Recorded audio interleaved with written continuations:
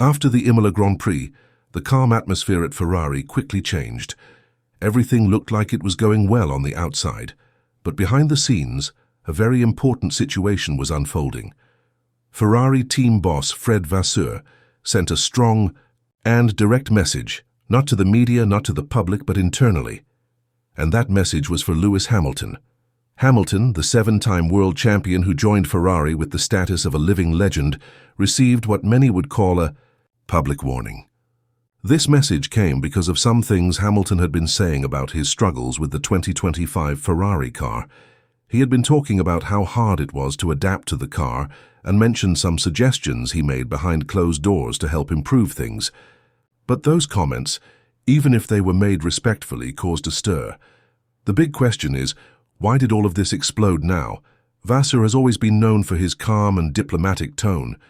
He's not someone who normally speaks out like this. But this time he clearly said, "We need to stop this." That sentence changed everything and revealed what's really going on inside Ferrari. This isn't just about car setup or performance. It's about something deeper, a quiet struggle for influence, trust and voice inside one of the most traditional teams in Formula One history. What makes this moment even more strange is that it all happened during Hamilton's best weekend with Ferrari so far. In Imola, he gave a great performance. Starting from 12th on the grid, he made it all the way up to 4th place. He showed that he still has what it takes to fight at the front. It was a great drive, full of clean overtakes, strong pace and clever strategy.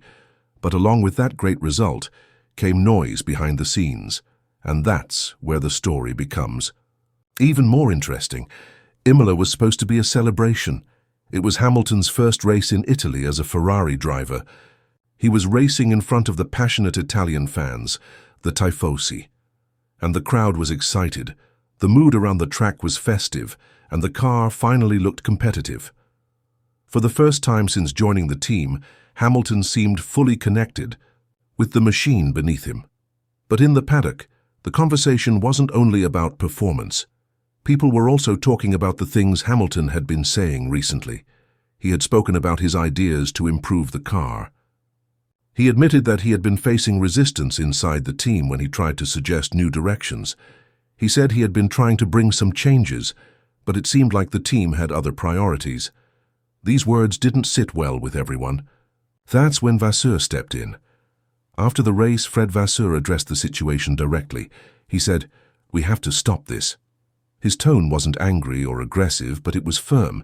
He wanted to make it clear that all drivers need time to adapt to a new car, a new team and a new working method. There's no such thing as a magical turnaround from Saturday to Sunday. According to him, Hamilton is doing a good job, but he needs to stay calm and focus on working together with the team, rather than creating public tension. What was supposed to be a happy day turned into a moment of reflection. The relationship between Hamilton and the team seemed to be going through a serious test. Vasseur is not the type of person who often raises his voice, but even without shouting, he made his position very clear. Hamilton needs to align himself with the internal process of Ferrari. Vasseur's words were almost like a personal confession. He said, "Every driver is trying to evolve with the team," and followed that by saying, "It's not like someone is doing badly on Saturday and then becomes a magician on Sunday. We need to stop this." What he meant was simple. When Hamilton makes public comments, even respectful ones, that reveal internal resistance or problems, it creates noise and exposes weaknesses. And Vasseur didn't like that. Still, at the same time, he admitted something important. He said that Ferrari still has many things to improve, such as communication, understanding the systems, the engineering tools, and even the software they use behind the scenes.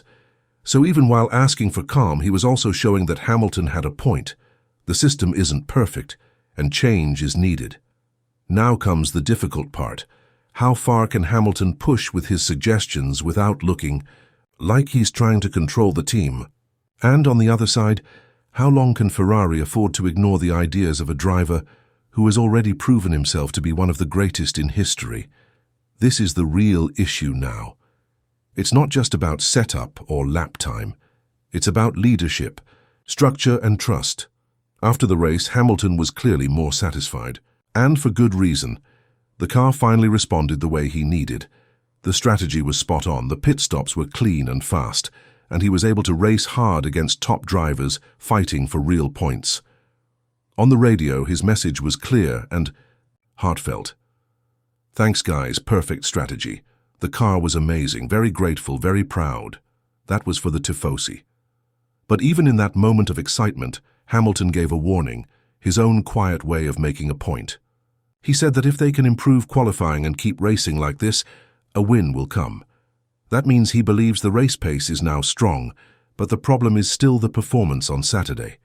Ferrari's one-lap speed is not where it needs to be, and Hamilton knows that starting from the middle of the grid always makes winning harder. He also said that he finally felt a connection with the car, something that has been rare this season. Before Imola, the only other time he felt that same connection was during the sprint race in China, which he won. Other than that, the setup has been inconsistent. In Imola, everything came together. But that leaves an important question. Was this just a lucky weekend, or the beginning of a new chapter? Hamilton mentioned that he has some ideas he hopes to try in the next race, but he also said that not everyone in the team is ready to test new approaches.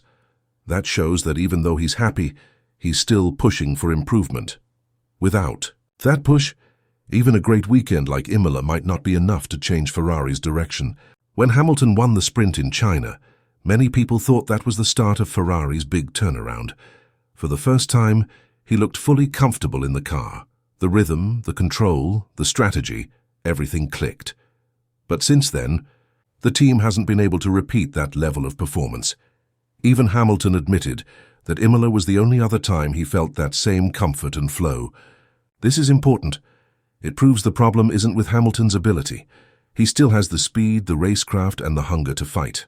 The real issue is how the car responds to what he needs. And at Ferrari, that depends on more than just the driver. It's about engineering, car setup, communication with the technical staff, and most importantly, having the freedom to try different approaches. The win in China was a relief, but after that, the team fell back into inconsistency. And even though Hamilton is one of the most experienced drivers on the grid, the frustration started to grow. He didn't show it with anger, but his comments became more direct. He knows what he needs to be successful, and he also knows that time is limited. Imola showed that the potential is there, but it also revealed something deeper. Inside Ferrari, there's still some fear of moving away from the traditional path. That kind of conservative thinking could stop them from making the most of what Hamilton has to offer, not just as a driver, but as someone who understands how to build a winning team. While most people are focused only on race results, what's happening behind the scenes at Ferrari might have a bigger impact in the long run. Hamilton's situation shows a pattern that has repeated at Ferrari over the years. The team often struggles to accept outside ideas, especially when those ideas challenge the way things have always been done. That's the real challenge right now. Hamilton came to Maranello with a huge amount of experience, not just titles, but a way of thinking, a method, and strategic insight.